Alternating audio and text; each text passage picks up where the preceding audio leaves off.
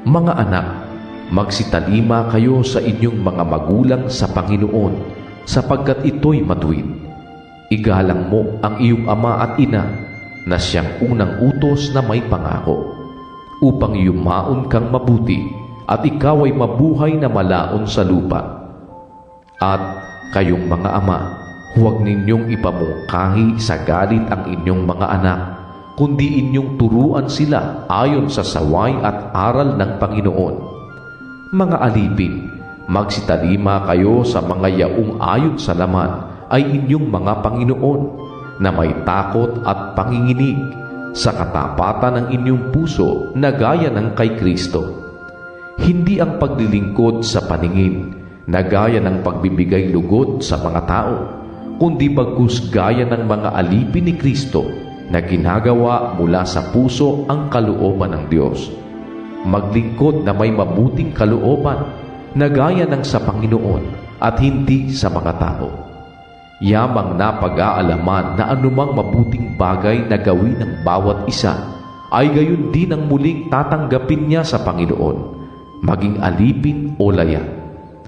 At kayong mga Panginoon, gayon din ang inyong gawin sa kanila, at iwan ninyo ang mga pagbabala, yamang na pag-aalaman na ang Panginoon nila at ninyo ay nasa langit, at sa Kanya'y walang itinatanging tao.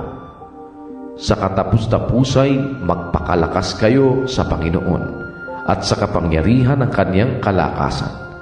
Mangagbihis kayo ng buong kagayakan ng Diyos upang kayo'y magsitibay laban sa mga lalang ng Diablo. Sapagkat ang ating pakikibaka ay hindi laban sa laman at dugo, kundi laban sa mga pamunuan, laban sa mga kapangyarihan, laban sa mga namamahala ng kadiliman ito sa sanglibutan, laban sa mga ukol sa espiritu ng kasamaan sa mga dakong kaitaasan.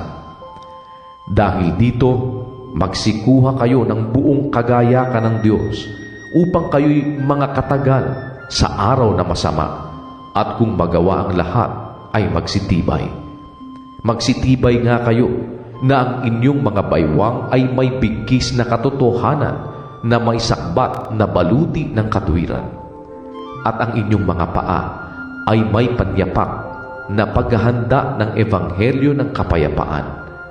Bukod dito ay taglayin ninyo ang kalasag ng pananampalataya na siyang ipapatay ninyo sa lahat ng nangagniningas na suligi ng masama. At magsikuha rin naman kayo ng turbante ng kaligtasan at ng tabak ng Espiritu na siyang salita ng Diyos, na magsipanalangin kayo sa Espiritu ng lahat ng panalangin at daing sa buong panahon, at mangagpuyat sa buong katiyagaan at daing na patungkol sa lahat ng mga banal at sa akin, upang ako'y pagkalooban ng pananalita sa pagbubuka ng aking bibig, upang ipakilalang may katapangan ang hiwaga ng Ebanghelyo, na dahil dito ako'y isang sugong natatanikalaan, upang sa ganito ako'y magsalita na may katapangan gaya ng nararapat na aking salitain. Datapwat upang mga alaman ninyo naman ang mga bagay na ukol sa akin at ang kalagayan ko, si Tikiko na aking minamahal na kapatid at tapat na ministro sa Panginoon ay siyang magpapakilala sa inyo ng lahat ng mga bagay, na siyang aking sinugo sa inyo sa bagay na ito, upang makilala ninyo ang aming kalagayan at upang kaniyang aliwin ang inyong mga puso.